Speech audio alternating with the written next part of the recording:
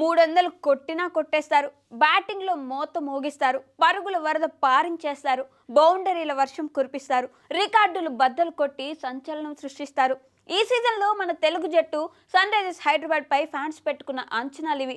ఎన్ని అంచనాలు పెట్టుకున్నా ఆ అంచనాలకు మించిన విధ్వంసంతో సన్ రైజర్స్ బ్యాటింగ్‌లో దంచి కొట్టడం గ్యారంటీ. ఒక వికెట్, 2 వికెట్లు, 3 వికెట్లు ఇలా వరుసగా వికెట్లు పడిపోతున్నా తర్వాత వచ్చే ఆటగాళ్ల ఊచకోత మాత్రం ఆగదు.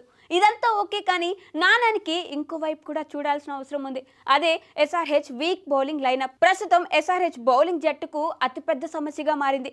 ఈ సీజన్లో మోస్ట్ వీక్ బౌలింగ్ అటాక్స్ లో ఎస్ఆర్హెచ్ ఒకటి. ఇంకా గట్టిగా చెప్పాలంటే అన్ని జట్లతో పోలిస్తే సన్ రైజర్స్ బౌలింగ్ అత్యంత బలహీనంగా ఉన్న మాట నిజం.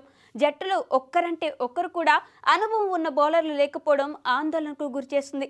అసలే హైదరాబాద్లో బ్యాటింగ్ ట్రాక్లు ఉంటాయి. ఇలాంటి సమయంలో హైదరాబాద్ బౌలింగ్లో ఎలా నెట్టుకొస్తుందో పెద్ద ప్రశ్నగా మారింది. గత 2 సీజన్లలో ఎస్ఆర్హెచ్ బౌలింగ్లో పెద్దగా రాణించింది ఏమీ లేదు.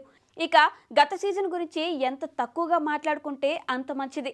ఐపీఎల్ 2025లో బౌలింగ్లో అన్ని జట్ల కంటే సన్ రైజర్స్ ఘోరంగా విఫలమైంది. ఈ 2 సీజన్లలో అద్భుతమైన బ్యాటింగ్ కారణంగా బౌలింగ్ సమస్యలు కనిపించలేదు, కానీ లేకపోతే ఎస్ఆర్హెచ్ పరువు పోయేది. ఈ సీజన్లో ప్రస్తుతం ఎస్ఆర్హెచ్ బౌలింగ్ గురించి మాట్లాడుకోవాలంటే ముందుగా అందుబాటులో లేని ప్లేయర్లు ఎవరో చూద్దాం. ఈ లిస్టులో మొదటగా కెప్టెన్ పాట్ కమిన్స్ ఉన్నాడు. ఆరంభ మ్యాచ్లకు కమిన్స్ అందుబాటులో ఉండడం లేదు.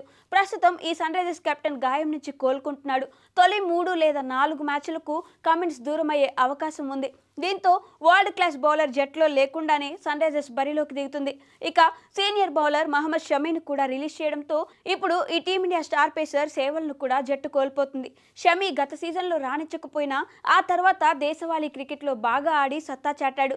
వీరిద్దరితో పాటు శ్రీలంక ఫాస్ట్ బౌలర్ ఇషాన్ మలింగ కూడా జట్టుకు అందుబాటులో ఉండకపోవడం బిగ్ మైనస్ గా మారింది. మలింగ ఇటీవల జరిగిన టీ20 వరల్డ్ కప్ లో భుజం గాయం కారణంగా టోర్నీ మొత్తానికి దూరమయ్యాడు. ఆ లంక పేసర్ ఎప్పుడు కోలుకుంటాడో, ఎప్పుడు జట్టులోకి వస్తాడో చెప్పలేని పరిస్థితి. దీంతో ఎస్ఆర్హెచ్ బౌలింగ్ సమస్యలు మరింత ఎక్కువయ్యాయి.